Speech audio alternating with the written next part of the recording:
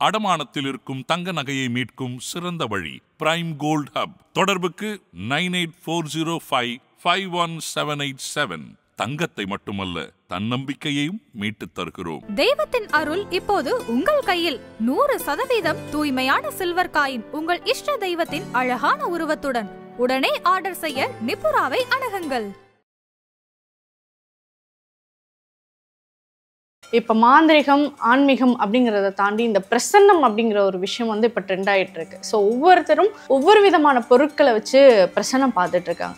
So நீங்கள் என்ன மாதிரியான பிரசன்னங்கள் வந்து பார்க்குறீங்க? 22 வகையான பிரசன்னங்கள் இருக்குது. அது ஒவ்வொருத்தரும் ஒவ்வொரு மாதிரி கையாளுவாங்க. ஆனால் மொத்தத்தில் பிரசன்னங்கிறது வந்து சோபி தான் பெஸ்ட். பெரும்பாலும் சோபி வந்து போய் சொல்லாது. மாந்திரிகத்தில் பல வகைகள் படும். இவங்களுக்கு சைவத்தில் பண்ணணுமா, அசைவத்தில் பண்ணணுமா, தாந்திரிகம் பண்ணணுமா, மாந்திரிகம் பண்ணணுமா, என்ன பொருள் சேர்க்கணும், என்ன பூஜை பண்ணணும், எந்த தெய்வத்தை கூப்பிடணும், எந்த வேத மந்திரம், எந்த ஆசனம், இது எல்லாமே அங்கே தான் கணக்கிடப்படும். சோழிகள் மூலியமாகவோ பார்க்கும்போது நீங்கள் வந்து இந்த விஷயம் செய்யுங்க, உங்களுக்கான பிரச்சனைகள் வந்து தீர்ந்துரும் அப்படின்னு சொல்லுவோம். ஒரு சிலருக்கு நீங்கள் என்ன பண்ணாலும் இந்த பிரச்சனையிலேருந்து நீங்கள் தப்பிக்கவே முடியாது அப்படிங்கிறதும் ஒரு சிலருக்கு வரும்ல. அப்போ அந்த நேரத்தில் என்ன சொல்வீங்க? அதை அவங்க எப்படி ஹேண்டில் பண்ணுவாங்க? அந்த நேரத்தில் அது கருமா தான். நம்ம வெளிப்படையாக வந்து நீங்கள் ஒரு நாளை மறுநாள் இறந்துருவீங்கன்னு போய் யார்ட்டையும் நம்ம சொல்ல முடியாது. இப்போ ஒரு வீட்டில் ஒரு நகையை காணும்னா குறைஞ்சது 3-4 நாளுக்குள்ளேயாவது வந்து பார்த்துடணும். அப்போ தான் நம்ம ஏதாவது அதை பண்ண முடியும். குலதெய்வத்தை வந்து சோவில வச்சு கண்டுபிடிக்கிறது கிடையாது. அது ஆண் தெய்வமா பெண் தெய்வமா எங்க இருக்குங்கிறத வேணா சொல்ல முடியும். துல்லியமா உங்களுக்கு மாரியம்மன் தான் குலதெய்வம், துல்லியமா உங்களுக்கு ஐயனார் தான் குலதெய்வம், நீங்க இந்த வழியில தான் வந்திருக்கிறீங்க, இவங்க தான் வழிபட்டாங்கிறது பிரசன்னத்துல சொல்ல முடியாது. சரியா பரிகாரம் பண்ணாம, பூஜைகள் பண்ணாம, வழிபாடுகள் பண்ணாம, அதை கவனிக்காம இருக்கும்போது அது தோஷமாவே மாறும். என்ன பொறுத்தளவுக்கு இன்னைக்கு ஒரு 100கணக்கான பிரச்சனை நம்ம எடுத்துக்கிட்டோம்னா ஒரு 70-80 பேரால குலதெய்வம் கோவிலுக்கு போக முடியுது. தடைகள் நிறைய ஏற்படுது. அங்க போய் அவங்களால கலந்துக்க முடியல. பூஜைகள் பண்ணுவோம். அதை முதல்ல அவங்க தெரிஞ்சுக்கணும். அதன் ஆன்மீகம் நேயர்களுக்கு வணக்கம். நான் உங்கள் விஜய் பிரியா. ஆன்மீகம் தொடர்பான சந்தேகங்களுக்கு நம்ம ஒவ்வொரு நாளும் தீர்வு கொடுத்துட்ருக்கோம். ஸோ ஆன்மீகம் நமக்கு நிறைய பெரிய சந்தேகங்களை ஏற்படுத்தியிருக்கு. ஸோ அதற்கான தெளிவான விளக்கங்கள் ஒவ்வொரு நேர்காணலையும் பார்த்துட்ருக்கோம். ஸோ அப்படி இந்த நிகழ்ச்சியில் நம்ம கூட யார் இணைஞ்சிருக்காங்க அப்படின்னு பார்த்தீங்கன்னா மலையாள மாந்திரிகர் NN சந்திரகுமார் அவர்கள் தான் இருக்காங்க. ஸோ அவங்கக்கிட்ட நிறைய விஷயங்கள் நம்ம கேட்டு தெரிஞ்சுக்கலாம். வணக்கம் சார். வணக்கம்மா. எப்படி இருக்கீங்க சார்? நல்லா இருக்கேன். நீங்கள் எப்படி இருக்கீங்க? ரொம்ப நல்லா இருக்கேன் சார். சார் நம்ம தொடர்ந்து நிறைய விஷயங்கள், நிறைய கேள்விகளுக்கான பதில்கள் வந்து கொடுத்துட்ருக்குறோம். ஸோ அந்த வகையில் பார்த்தீங்க அப்படின்னா இப்போ மாந்திரிகம் ஆன்மீகம் அப்படிங்கிறத தாண்டி இந்த பிரசன்னம் அப்படிங்கிற ஒரு விஷயம் வந்து இப்போ ட்ரெண்ட் ஆகிட்டு இருக்கு. ஸோ ஒவ்வொருத்தரும் ஒவ்வொரு விதமான பொருட்களை வச்சு பிரசன்னம் பார்த்துட்ருக்காங்க. ஸோ நீங்கள் என்ன மாதிரியான பிரசன்னங்கள் வந்து பார்க்குறீங்க? பிரசன்னம் வந்து மொத்தத்தில் 22 வகைப்படும். 22 வகையான பிரசன்னங்கள் இருக்குது. உதாரணத்துக்கு ஒரு திருநீரை பரப்பி அதில் வந்து உங்களுக்கு ஸ்ரீசக்கரம் மாதிரி அச்சாரம் போட்டு அந்த பத்தி குச்சி இருக்கு இல்லையா, அந்த அடிப்பகுதியை எழுதி பார்க்குறதும் பிரசன்னம் தான். மஞ்சள் பொடி பரப்புறது, திருநீர் பரப்புறது, கற்பூரத்தில் பார்க்குறது, வெத்தலைகளை பார்க்குறது, சங்கில் பார்க்குறது, விளக்கில் பார்க்குறது, இப்படி நிறையா பிரசன்னங்கள் இருக்குது. அது ஒவ்வொருத்தரும் ஒவ்வொரு மாதிரி கையாளுவாங்க. ஆனால் மொத்தத்தில் பிரசன்னங்கிறது வந்து சோவி தான் பெஸ்ட். சோவி போட்டுவாங்க. அந்த சோவியில் வந்து 9 வகை இருக்குது, 12 வகை இருக்குது. 9ங்கிறது நவகிரகங்களை குறிக்கும், 12ங்கிறது ராசியை குறிக்கும். இதில் வாக்கியம் திருக்கணிதன்னு 2 இருக்கு இல்லைங்களா? அந்த மாதிரி ஒரு சில பேர் வந்து 9 சோவி பயன்படுத்துவாங்க. இந்த 9 சோவியில் வந்து அதில் பால் சோவி இருக்குது, கிளர் சோவி இருக்குது, நத்த சோவி இருக்குது. அந்த சோவிலே வேறுபடும். அந்த மாதிரி ஒரு விஷயம் இருக்குது. அந்த 12 சோவிலையும் அந்த மாதிரி தான். ஒவ்வொருத்தரும் ஒவ்வொரு மாதிரி பார்ப்பாங்க. சில பேர் வச்சிருக்கிற சோவி வந்து வெள்ளை கலரில் இருக்கும், சில பேர் வச்சிருக்கிறது வந்து கொஞ்சம் கிளராக டிஃப்ரெண்ட்டாக இருக்கும். அந்த மாதிரி இருக்கும். அதை முதல்ல சோவி வாங்கிட்டு வந்து அதை சுத்தப்படுத்தணும்.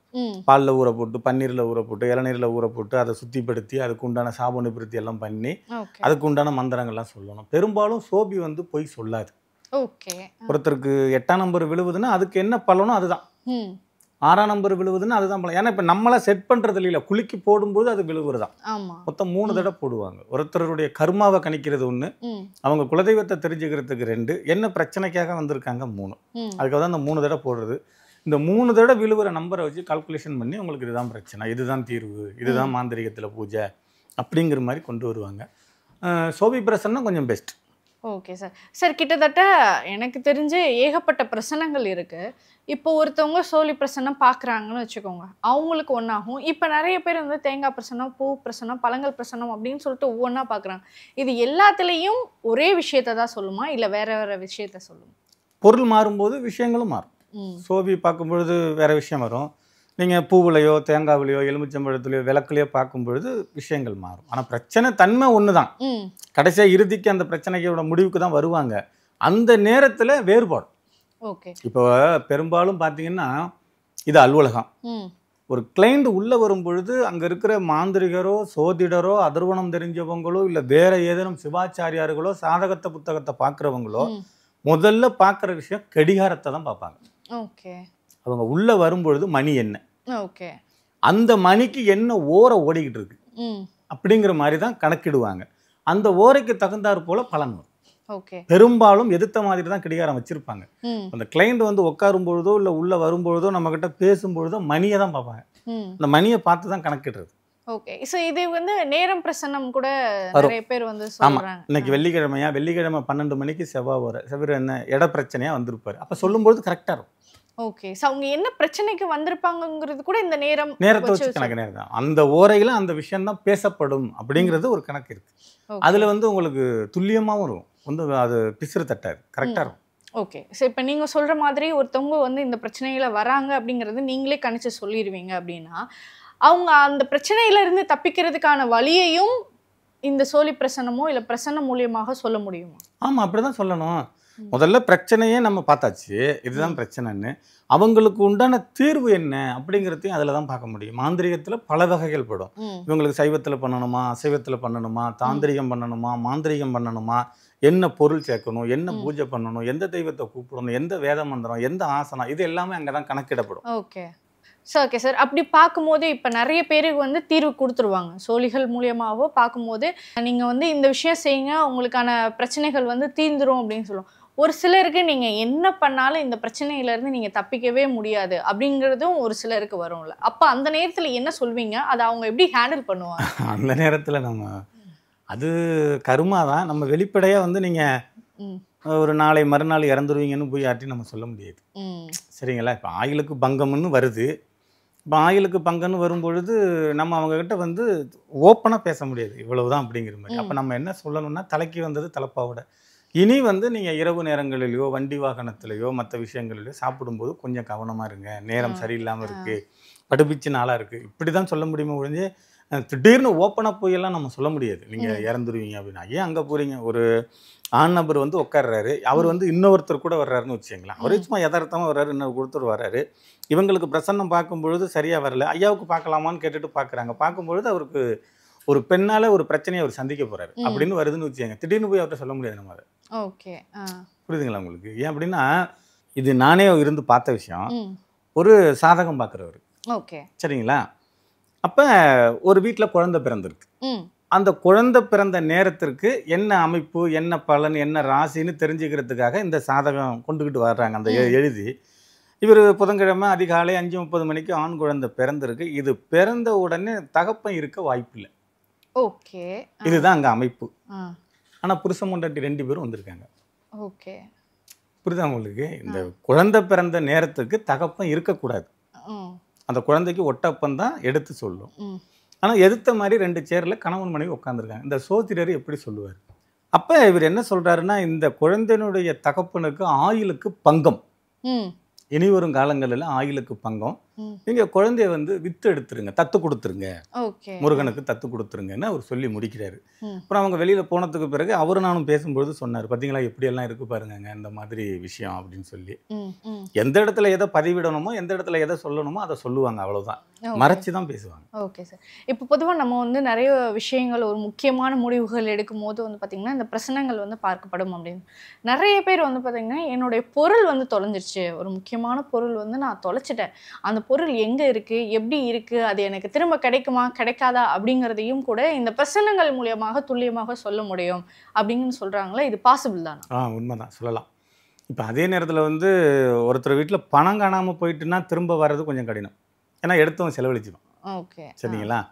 பொருள் காணாமல், ஆனால் அதுக்கு காலம் இருக்குது. இப்போ ஒரு வீட்டில் ஒரு நகையை காணோம்னா குறைஞ்சது 3-4 நாளுக்குள்ளேயாவது வந்து பார்த்துடணும். அப்போ தான் நம்ம ஏதாவது அதை பண்ண முடியும். நீங்கள் மாத கணக்கில் கழிச்சோ 2 மாதம் கழிச்சு வந்து பார்த்தா பொருள் யார் எடுத்திருக்கா என்ன ஏதுங்கிறத வேணால் நம்ம சொல்லலாம். ஓகே, வர வைக்கிறது கடினம். அது இருந்தால் தானே வரும். ஓகே. ஸோ அது செலவழிச்சுறதுனால அது திரும்ப வராது. ஓகே. இப்போ ஒருவேளை நிறைய பேர் வந்து இந்த டாக்குமெண்ட்லாம் வந்து தொலைக்கிறாங்க இல்லையா சார்? என்னோட பத்திரத்தை வந்து நான் பஸ்ஸில் கொண்டு போயிட்டு இருக்கேன், திடீர்னு தொலைஞ்சிருச்சு, ஏதோ ஒரு முக்கியமான ப்ராப்பர்ட்டி டாக்குமெண்ட் வந்து நான் கொண்டு போயிட்டு இருக்கேன், அதுவும் மிஸ் ஆயிடுச்சு அப்படிங்கிறது. சில பேர் சொல்கிறாங்க, எனக்கு வந்து இந்த இடத்துல நான் போன ஒரு இடம் ஒன்று, எனக்கு கிடைச்ச இடம் ஒன்று, ஸோ ரொம்ப நாள் கழிச்சு எனக்கு கிடைச்சிச்சு. இதெல்லாம் எப்படி பாசிபிள் சார்? இது ஒரு சில பேரோட டிசியோ இல்லை சில பேரோட டாக்குமெண்டோ ஃபைலில் இருந்து அவங்களுடைய அட்ரஸ் இருக்கும். அதில் ஒரு சில பேர் நல்லவங்க கையில் கிடைச்சிச்சுன்னா கொஞ்சம் ரிஸ்க் எடுத்து கொரியர் பண்ணி அனுப்பிச்சி வச்சுருவாங்க. நீங்கள் இந்த மாதிரி உங்கள் பொருளை தவற விட்டுட்டீங்க, ரொம்ப முக்கியமான பொருள், நான் பார்த்தேன், நான் உங்கள் அட்ரஸ் கொரியர் பண்ணியிருக்கிறேன்னு இன்ஃபார்ம் பண்ணுறதுக்கு வாய்ப்புகள் இருக்குது. சில பேருக்கு கிடைச்சிருச்சு அப்படின்னா அதில் அவங்க பொறுப்பெடுத்துக்க மாட்டாங்க இல்லையா, இவங்களுக்கே நம்ம போய் அனுப்பணும் போகணும் வரணும் பத்திரப்படுத்தி வச்சுருப்பாங்க. கொஞ்சம் காலங்கள் கழித்து கிடைக்கிறதுக்கான வாய்ப்புகள் இருக்குது. சில பேருக்கு பொருள் வராமல் போகிறதுக்கும் வாய்ப்புகள் இருக்குது. அவங்க தொலைக்கிறதும் கிடைக்கிறத பொறுத்தும் தான் இருக்குது, யார் கையில் கிடைக்கிது எப்படி என்னங்கிறது. ஒரு 10 லட்சம் 15 லட்சம் வந்து போலீஸில் எல்லாம் கொண்டு ஒப்படைச்சேன், யாரோட பணம்னு தெரியல, ஒரு ஆட்டோ டிரைவர் கொடுத்து நம்ம கேள்விப்பட்டிருக்கோம், இல்லை வழிபோக்கில் போகிறவங்க கொடுத்து நம்ம கேள்விப்பட்டிருக்கோம். நல்ல மனிதர்கள் கையில் கிடைச்சிச்சுன்னா பொருள் நமக்கு திரும்ப வர வாய்ப்புகள் இருக்குது, இல்லை அப்படின்னா வர்றதுக்கான வாய்ப்பு. Okay sir. இப்போ பொதுவாக நம்ம பிரச்சனை பார்க்க வரவங்க ஒவ்வொரு பிரச்சனைகளோடு வருவாங்க. இப்போ ஒருத்தவங்க வந்து நான் புதுசாக சொத்து வாங்கணும் அப்படின்றவங்க வருவாங்க, இல்லை விற்கணும் அப்படின்னு இருக்கவங்க வருவாங்க, நான் சொந்தமாக வீடு கட்டுவேனா அப்படின்றவங்க வருவாங்க, திருமணத்திற்கு கேட்கணும் அப்படின்னு வரவங்க. இப்போ இவங்களுக்கெல்லாம் அந்த பிரச்சனைகளுக்கான பிரசன்னம் வந்து இந்த பிரசன்னம் நீங்கள் பாருங்கள், இது ரொம்ப உங்களுக்கு கரெக்டாக சொல்லும் அப்படிங்கிற விஷயம் இருக்கா? இல்லை எல்லா பிரச்சனைக்கும் ஒரே மாதிரி பிரசன்னம் வந்து பார்க்குறது ரொம்ப நல்லது? பிரச்சனைங்கிறது ஒன்று தான். நீங்கள் பிரச்சனைக்கு தகுந்த மாதிரியெல்லாம் இங்கே பொருள் மாறுபடாது, வேறு வேறு சோவியோ அதெல்லாம் பண்ண அதையே மட்டும்தான் சகல பிரச்சனைக்கும் பார்த்து சொல்லுவாங்க. இப்போ எப்படின்னா ஒருத்தருக்கு உடம்பு சரியில்லை, அந்த ஊருக்குள்ளேயும் நிறைய ஹாஸ்பிட்டல் இருக்குது, டாக்டர் இருக்குது, ஆனால் பர்டிகுலராக ஒரு டாக்டரை மட்டும்தான் அவங்க தேடுவாங்க. அவர்கிட்ட போனால் மட்டும்தான் அது குணமாகும், அவரால் மட்டும்தான் பார்க்க முடியும், அந்த இதில் வந்து அவர் ஃபெசிலிட்டிஸாக இருக்கார் அப்படின்னு சொல்லி தேடி போகிறவங்க நிறைய பேர் இருக்காங்க. அந்த மாதிரி இந்த பிரசன்னம் சொல்கிறவங்களும் அந்த கரெக்டாக அதை வந்து அவங்க தகுந்தாற் போல் படித்து பயிற்சி எடுத்து பரம்பரையாக கற்றுக்கிறவங்க பார்த்த உடனே சொல்லிடுவாங்க. இப்போ இதில் இன்னொரு விஷயம் என்னென்னா, நிறைய பேர் பிரபலியமாக இருக்காங்க. சில பேர் அந்த சாதக நோட்டினுடைய முதல் பக்கத்தை மட்டுமே பார்த்துட்டு ராசி அம்சம் ரெண்டையும் பார்த்துட்டு என்ன நட்சத்திரம் என்ன ராசி என்ன விஷயங்கிறது அதை டக்குன்னு பலன் சொல்ல ஆரம்பிச்சிருவாங்க.